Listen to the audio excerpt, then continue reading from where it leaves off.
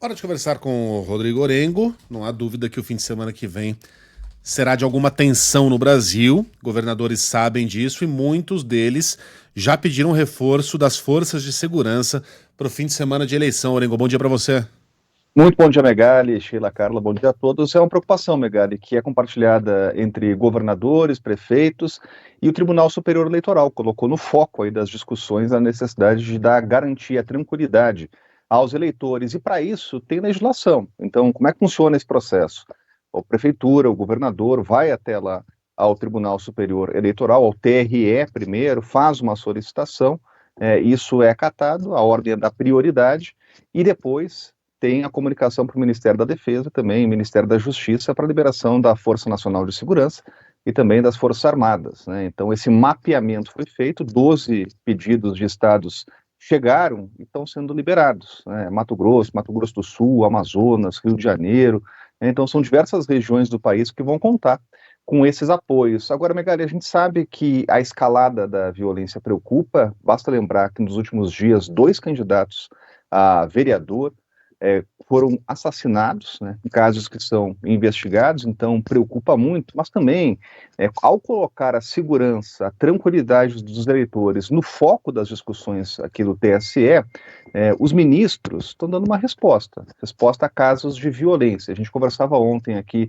sobre uma reação institucional a casos de violência em debates em São Paulo, e há uma preocupação dos ministros de que isso não seja normalizado, que isso não passe a ser um padrão dos candidatos e sirva como uma espécie de efeito dominó, aquela coisa, alguém que está imaginando concorrer, olha um candidato com uma postura agressiva e veja nisso uma forma, um método, uma possibilidade de surgir aí num cenário político e ganhar capital, ganhar realmente densidade eleitoral.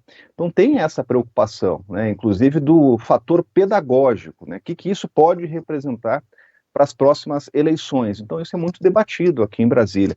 Tem todo um conjunto de leis que já estabelece punições, né? Muita gente pergunta, mas precisa mudar a legislação? Não, a legislação já prevê punições, que vão desde multa até a cassação de candidatura, de registro de candidatura. Tem que lembrar que a impugnação de candidatura pode ser feita até depois do processo eleitoral, mas é claro que é preciso dosar isso, né, de que forma aplicar multas e de forma a aplicar multas com celeridade.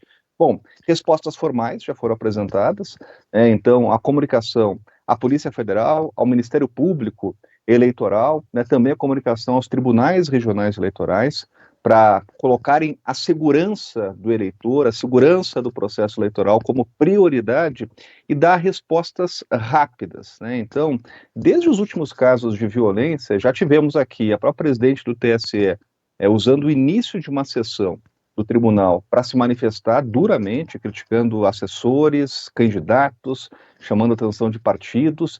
Já tivemos comunicações formais também a órgãos como a Polícia Federal, o Ministério Público, e agora a liberação, inclusive, de engajamento de forças federais, tanto Forças Armadas como Força Nacional de Segurança, em 12 estados que estão pedindo reforço.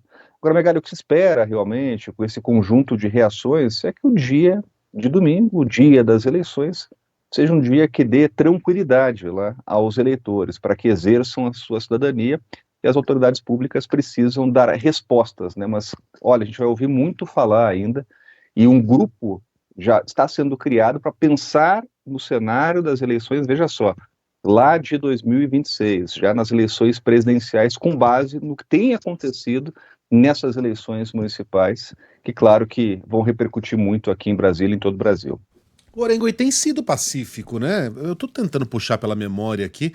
Claro, sempre tem um idiota, sempre tem um imbecil brigando com outro imbecil, casos isolados que sempre haverá, até na igreja tem isso.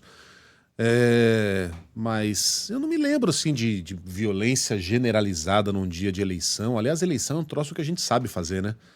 O resultado sai no começo da noite, urnas que quebram são trocadas imediatamente. Eu não me lembro de nenhum pandemônio violento em nenhuma eleição. Será que eu tô com memória fraca ou o nosso histórico é bom mesmo? Que não seja Não, 2024.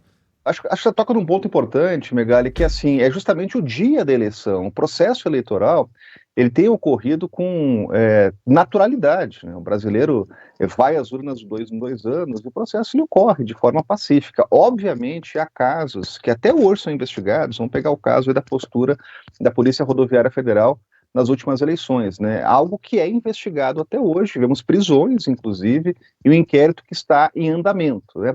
Agora, há uma avaliação aqui de quem atua em tribunais superiores, principalmente no TSE, é que respostas precisam ser dadas a partir da postura e novas posturas de candidatos que estão tendo eco.